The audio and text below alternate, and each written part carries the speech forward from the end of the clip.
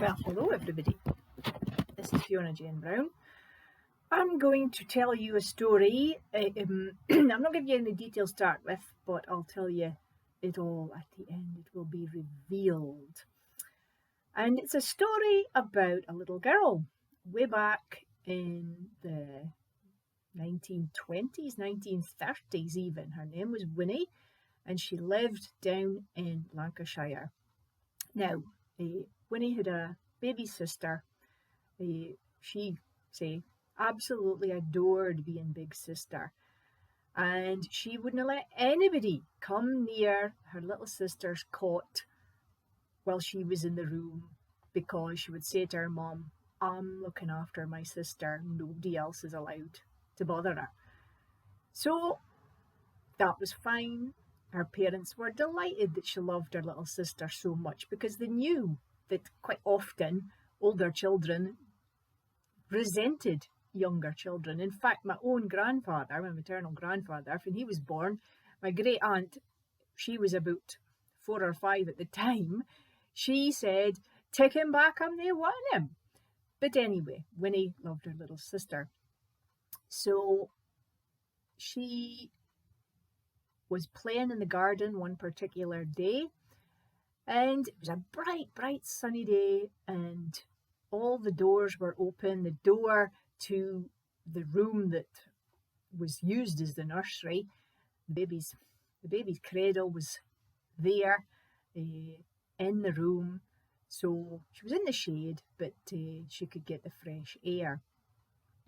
And Winnie's skipping around the garden, and to her surprise, the next time she looks into the nursery, she sees another little girl, about the same height as herself, wearing this beautiful white dress, and she had long golden hair and ringlets. In fact, Winnie had never seen this girl before in her life, and she thought, "Wow, who's she?"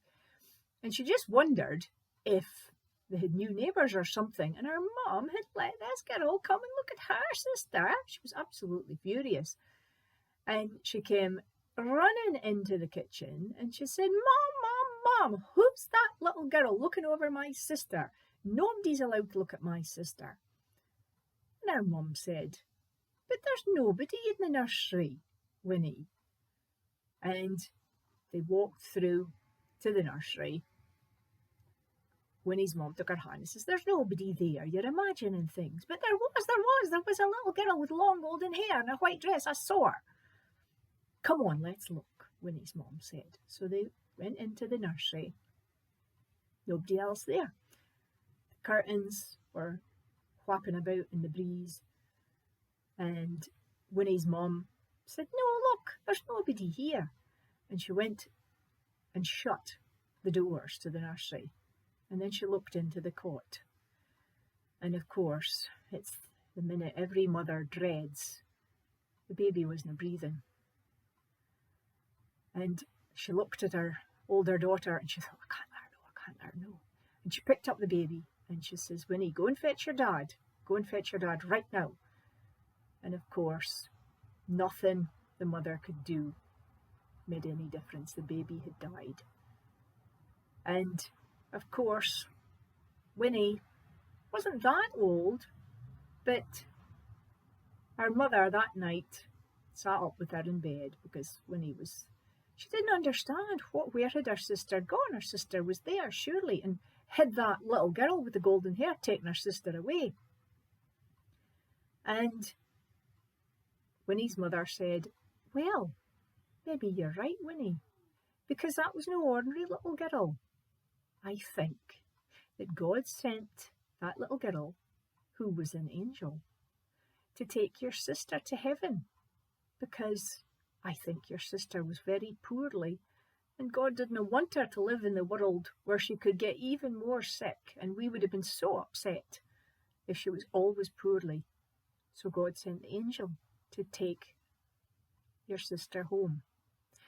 Now, that story, I've fictionalised it a wee bit, but Winnie was my nana. She was the second wife of my paternal grandfather, so my step-grandma, and she did indeed live in Lancashire, still there, up until she died, actually.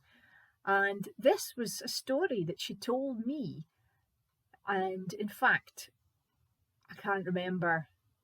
It wasn't actually, no, it wasn't her that told me. It was her son, my dad's stepbrother, Michael, who was an Anglican priest.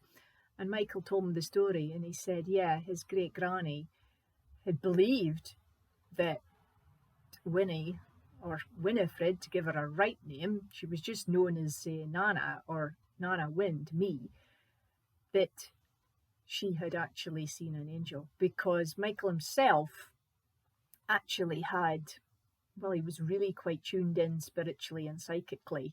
So as a priest in the Anglican Church, he did exorcisms, he really did. So I wonder if there was a sort of second sight gift in the family, and that's why Winnie had seen an angel, a spirit, a good spirit, when the baby was passing away from a cot death, because obviously that's what it would have been.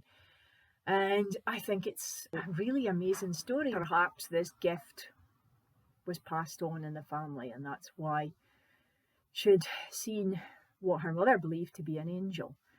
And cot deaths, of course, that time, there wasn't much you could do about it. There's still not much you can do about it today.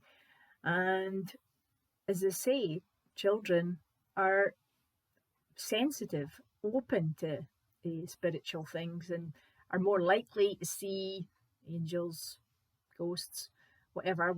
We've heard plenty stories about it, but this was a story, as I say, that I got from my dad's stepbrother.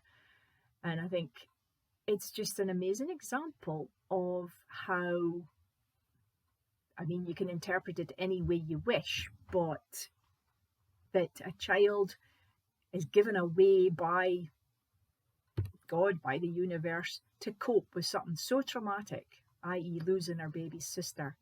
And she had obviously, as I say, accepted that. I mean, I don't know how old she was. I think she was maybe about 4 or 5, Michael said. But as I say, that was the story. And again, a wonderful example of how children are given ways to cope with traumatic things. So that is my story, and I hope you enjoyed it.